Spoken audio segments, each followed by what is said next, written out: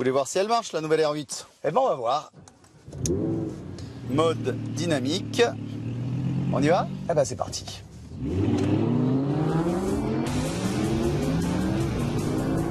Oh putain, oui, ça marche. Ça marche même très, très, très fort. Oh, l'avion! La R8, c'est une fusée qui aurait fait un bébé avec une énorme locomotive posée sur d'énormes rails. Allez, gros freinage. Le V10 atmosphérique. On met place aux amateurs de turbo. Eh bien, il prend 8700 tours. C'est plus qu'une Ferrari 488 GTB désormais. Mais alors, ce qui est impressionnant au-delà des performances qu'on ne peut pas vraiment tester, bien évidemment ici, c'est le comportement routier de cette R8. La voiture est posée sur des rails. Mais vraiment, elle s'inscrit dans le moindre virage, dans la moindre courbe. Comment ils arrivent à faire ça?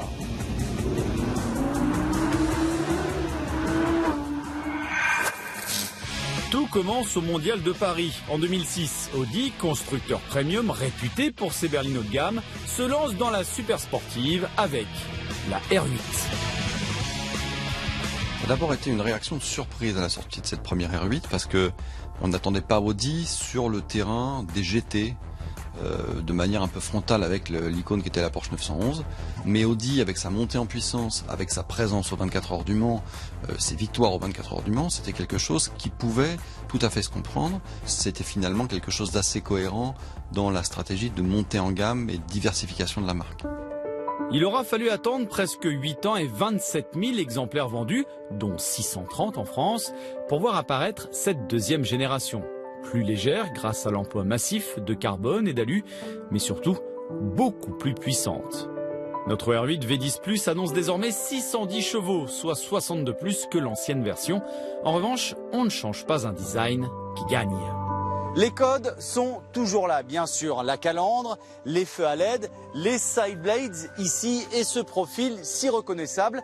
Mais cette nouvelle génération de R8 évolue avec plus de lignes droites et d'angles. Regardez justement cette calandre ici. Elle a été cassée. On voit l'apparition de ces 3 lamelles ici pour renforcer l'agressivité.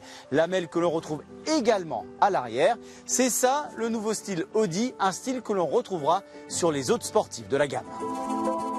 L'intérieur a lui aussi évolué, beaucoup plus sportif. La finition est impeccable.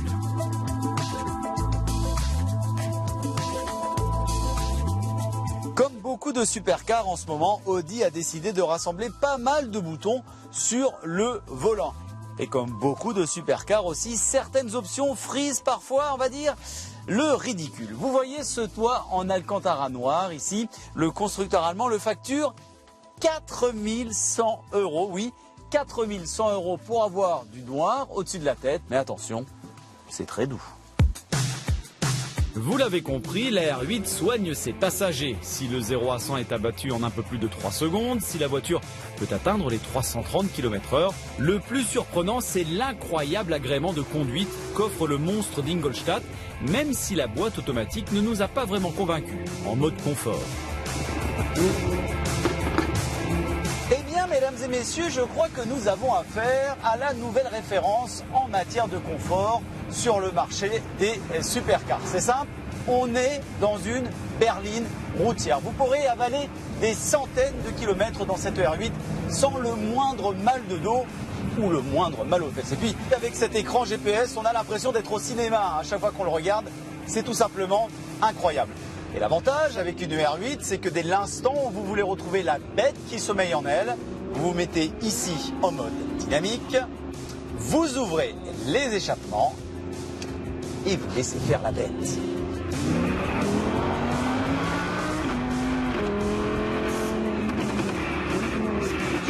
Alors vous entendez ce petit coup de gaz sur les changements de rapport lorsqu'on rétrograde. Eh bien c'est la voiture qui fait un talon pointe toute seule pour retrouver le bon régime. Maintenant on ouvre les fenêtres et on cherche un tunnel.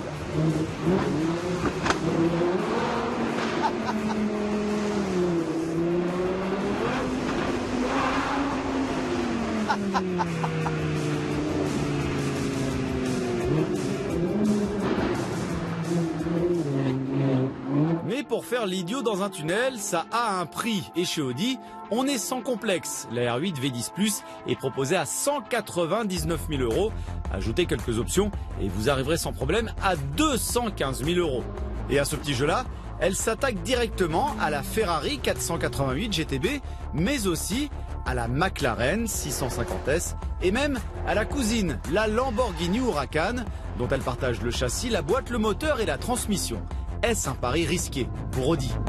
Quand la première Audi R8 est sortie, on avait une voiture qui était aux alentours de 100-120 000 € avec un V8. Aujourd'hui, avec la deuxième génération, Audi arrive directement avec une voiture en moteur V10, qui est vraiment la jumelle de la Lamborghini Huracan. La question, c'est quand on a 200 000 ou plus de 200 000 € à mettre dans une voiture de sport, comme Ferrari, comme Lamborghini, comme McLaren, ou est-ce que ces 200 000 €, on va les poser sur une voiture d'une marque plus grand public? La question, elle est juste là, elle est absolument pas au niveau des prestations de la voiture elle-même. Audi a donc préféré jouer sur la sobriété et l'efficacité dans un marché qui joue plus souvent le prestige, voire même le bling-bling. Nous, on va continuer de rêver sur les routes du Mont Ventoux. Allez, venez, on vous emmène.